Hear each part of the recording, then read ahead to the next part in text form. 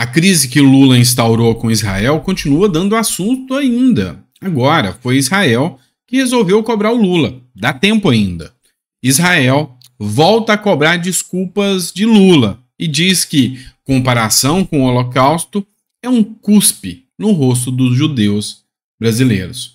Israel voltou a cobrar um pedido de desculpas de Luiz Inácio Lula da Silva, após o presidente do Brasil ter comparado a ação de Israel em Gaza, na Palestina, ao Holocausto, o extermínio de judeus na Segunda Guerra Mundial. Lula mantém a sua linha de raciocínio e, pelo contrário, dobra a aposta e resolve fazer novos ataques a Israel, e dessa vez dentro da ONU. Matéria diz o seguinte: Brasil denuncia Israel em Haia e diz que a ocupação é inaceitável e ilegal.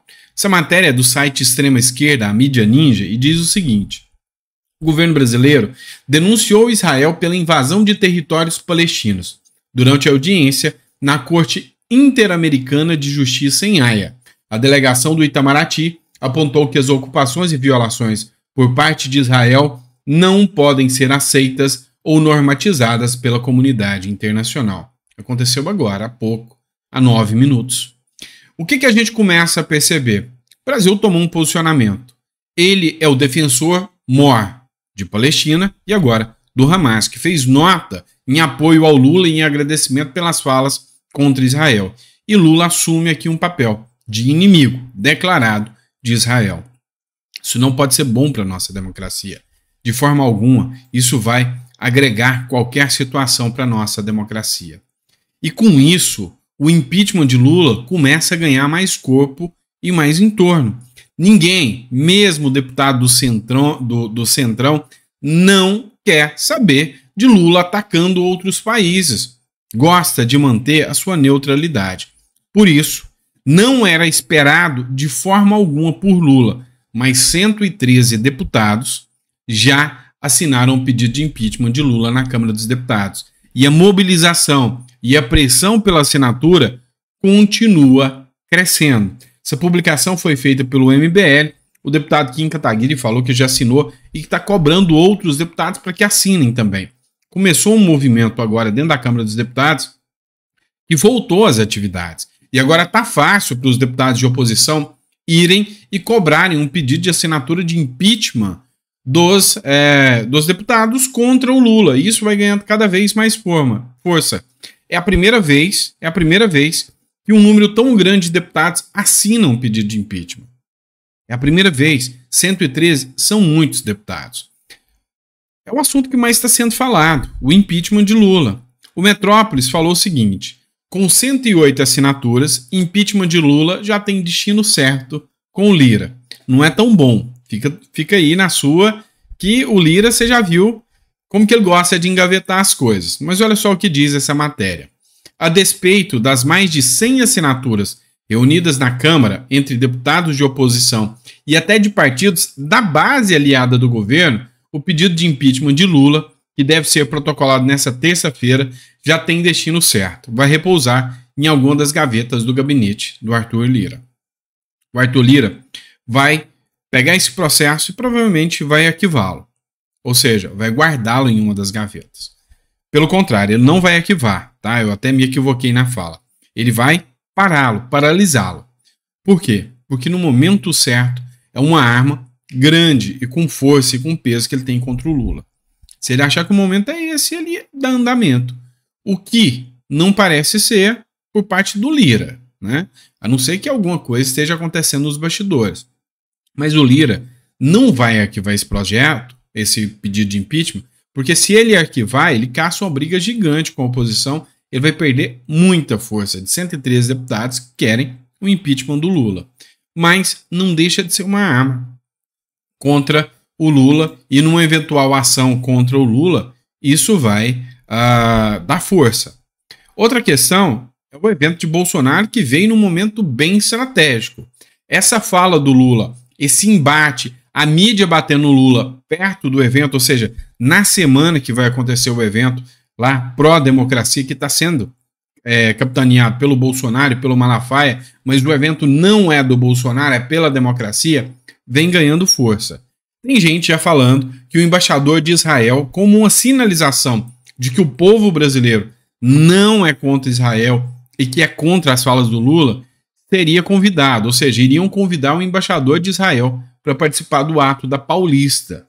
Acontece que é muito pouco provável que o Daniel Zonshine ele compareça, até porque ele causaria ainda mais uma tensão, uma ruptura nas relações entre Lula e Israel. Ou seja, é bem provável que ele não compareça, mas vai ser feito o convite formal, até para que Bolsonaro e seus aliados, e isso foi até uma fala do próprio advogado de Bolsonaro, mostrem para Israel que eles são aliados do Ocidente. O contrário do que Lula é hoje, que já está vendo aí que Lula já vem se considerando um inimigo, tá? Um inimigo raivoso aí dos países do Ocidente. Quanto às falas do Lula, até a Globo News partiram para cima. O Demétrio ultimamente já caiu na real e viu que não tem nada dessa história de democracia em relação ao Lula. Tanto é que ele vem tecendo críticas brabas aqui para cima do Lula. Mas aqui ele tocou num ponto interessantíssimo. Já estamos nos tornando uma Venezuela. Daqui a pouquinho eu coloco para vocês. Olha só o que o Demétrio falou aqui nesse caso sobre o Lula. Porque quando Lula passa a dar declarações antissemitas, nós estamos discutindo a questão da decência. As declarações de Lula são indecentes, são obscenas. E o problema disso é que Lula é o presidente do Brasil. O problema é que ele fala por nós e, portanto, né, ele nos coloca no plano da indecência. Veja, é inevitável que Israel respondesse da forma como respondeu, porque toda a sociedade israelense, todos os partidos israelenses se sentem profundamente ofendidos, como qualquer pessoa decente que não precisa ser judia, com a ideia de que o Estado de Israel é o novo Estado nazista, que é a ideia transmitida por Lula. O conceito de que Lula teria falado isso, tomado pela emoção ou por indignação, é falso. É também falso o conceito de que ele teria dito sem saber muito bem do que se trata. Lula, quando foi presidente em outro mandato, foi ao Museu do Holocausto. Ele esteve lá. Ele sabe do que se trata. Não é um improviso desastroso, porque as declarações dele são a cópia exata da propaganda adotada pelos partidos e organizações que são contra a existência de Israel. É exatamente isso que se diz mundo afora por aqueles que querem o fim de Israel, que Israel é igual a Hitler. Lula não criou isso, ele repetiu como papagaio uma linha política. Ele sabe do que está falando. E não por acaso o Celso Amorim disse para ele manter as suas posições.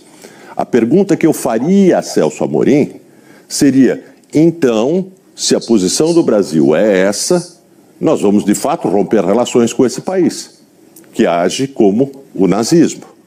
Nós vamos, portanto, copiar a Venezuela, que fez isso. É essa a posição brasileira, aparentemente. Porque... Pois bem, então essa é a posição do Brasil. Outro ponto que a gente chama muita atenção aqui é a fala também do Hélio Beltrão. A declaração dele foi clara e direta sobre esse assunto.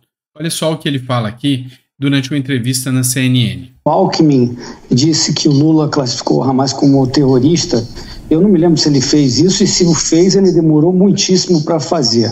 E ele disse que ele está preocupado com a paz. Se tivesse preocupado com a paz, estaria exigindo a imediata volta dos reféns, devolução dos reféns que o Hamas ainda tem, uma condenação veemente do Hamas, que descumpre o direito internacional, usa mulheres e crianças como escudos humanos, mais uma razão da urgência em neutralizar o Hamas para se alcançar a paz. Porque enquanto não se neutralizar o Hamas, vai continuar o problema. Colocou mais cedo o Cláudio Lotenberg, o presidente da CONIB, o Hamas prometeu outros 7 de outubro. Então é preciso neutralizar sim o Hamas. O Lula, Gleisi e companhia não tem nenhum compromisso com direitos humanos, paz, nada disso. O compromisso deles é defender regimes terroristas, ditatoriais, que de alguma forma tenham um posicionamento anti-americano. A ideia do Lula é ser um fantoche do Putin de Pequim, liderar um grupo de países em desenvolvimento com uma dominância de países autocráticos ou ditaduras para fazer frente aos Estados Unidos e ao Ocidente em geral. E está levando o Brasil e os brasileiros a reboque, independentemente da opinião pública ser contra disso. E ele diz que não vai pedir desculpa, ele não vai pedir mesmo. Eu concordo com o que foi falado aqui, de que isso aí é deliberado, ele já pensa assim, tem feito assim. O Lula está raivoso e está tomando essa atitude nesse terceiro mandato dele. Ele teve a oportunidade de pedir desculpas, não o fez, ao contrário, chamou o embaixador de volta. E nem mesmo os inimigos de Israel foram tão longe quanto a fala dele. O Irã, regime teocrático do Ayatollah, jurou varrer Israel da face da terra, nunca fez uma comparação como a que o Lula fez. A Síria, do ditador Bashar al-Assad, profunda relação com o Irã e com a Rússia, nunca fez uma declaração como o Lula fez. O Líbano, onde fica lá o Hezbollah, tomou o país, foi arrasado em várias guerras travadas com Israel nas últimas décadas, nunca cruzou essa linha vermelha, nem os Houthis, etc.